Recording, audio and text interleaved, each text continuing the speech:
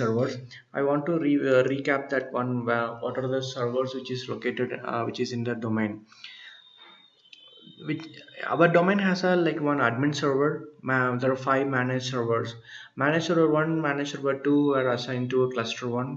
Managed server 3 and managed server 4 are clustered into a cluster 2, and managed server 5 remains a standalone.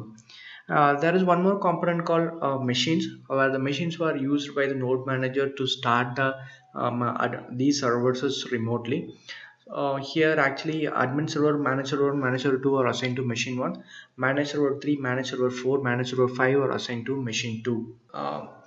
I want to show one more thing, like where the domain has created all these files, like that is like a domain home.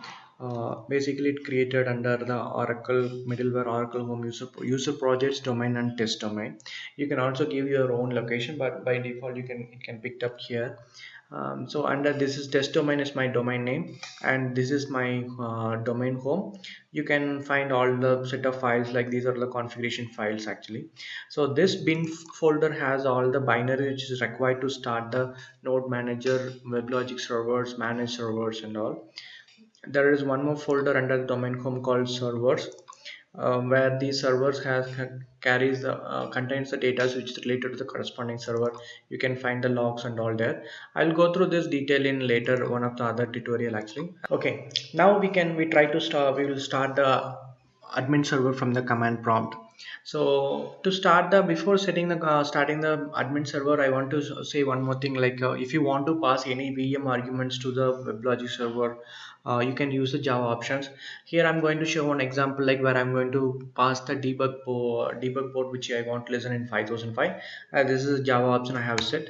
This start WebLogic server .cmd will start the admin server.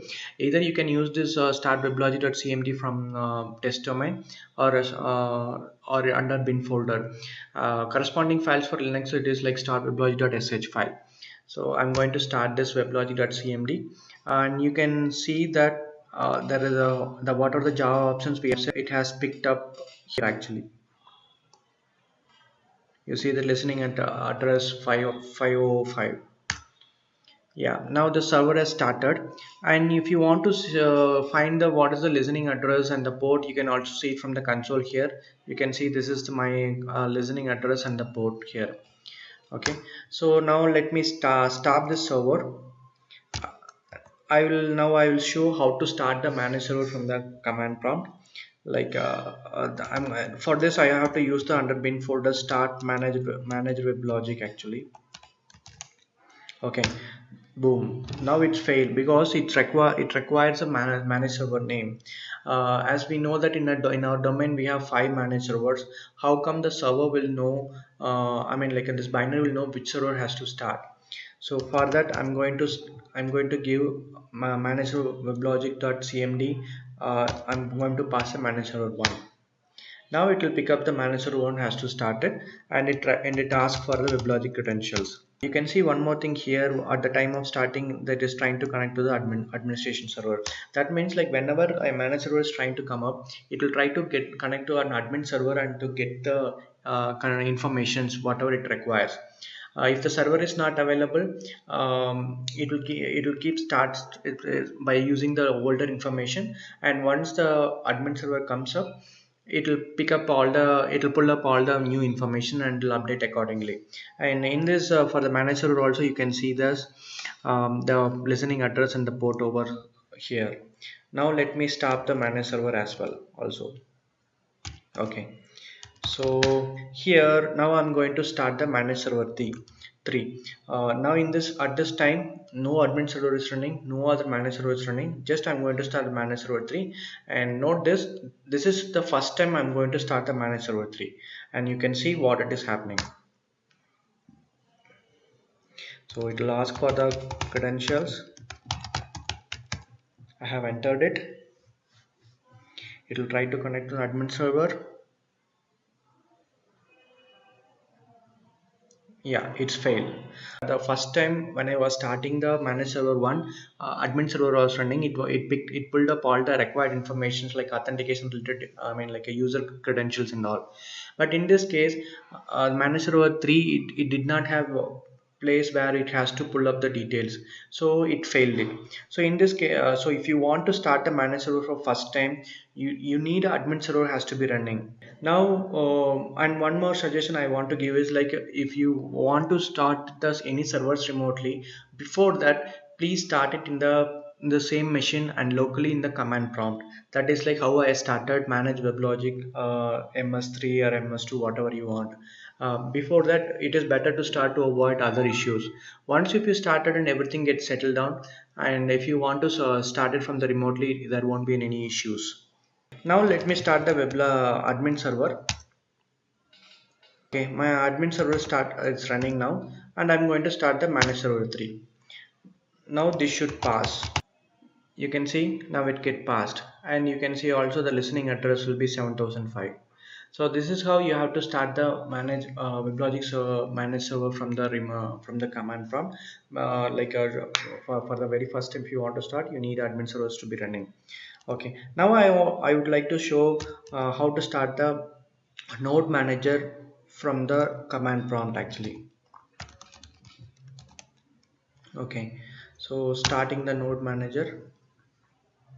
Yeah, that's it actually. For starting the node manager, you need to use the bin slash start node manager at cmd, and it will start listening into the port number and the host. So from where this get picked up is, it is picked up from the node manager.properties file. So here you can see in the node manager.properties, you'll see like listen address, what are the listen address, and what is the listen port. So based on this node manager start listening actually. We have seen now how to start the manage server admin server node manager from the command prompt. Now we will see how to start these servers from the WLST in the same machine.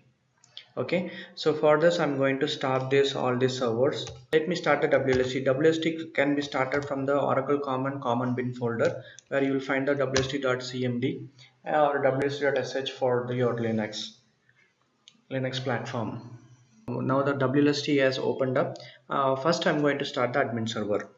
This is the command to start the admin server. The command is called start server, and admin server is the name of the server, domain name of the domain, and you have to use a T3 protocol, your listening address, listen port, your credentials, WebLogic, welcome one, whatever it is, and the domain.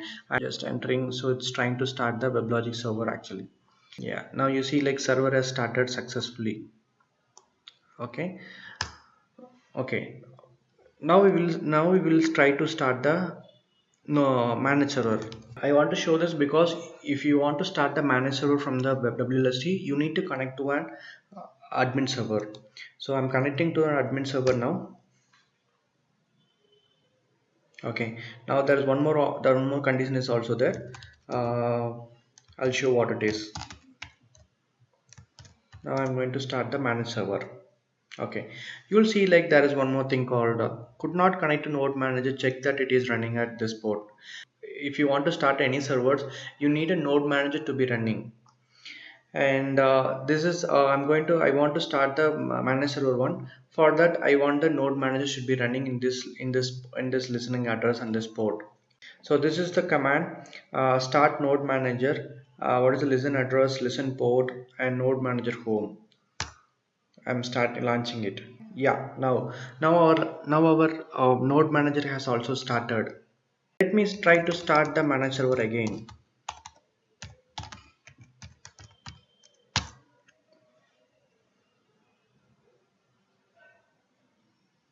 You can see that the manage server ms1 has started successfully. If you want to shut down this so for to start a manage server, you need a node manager to be running. Admin, you have to connect to an admin server through the WLST, and you can, using the start command, you can start it. If you want to shut it down, shut down ms1. That's it, your manage server has shut down. Okay. Now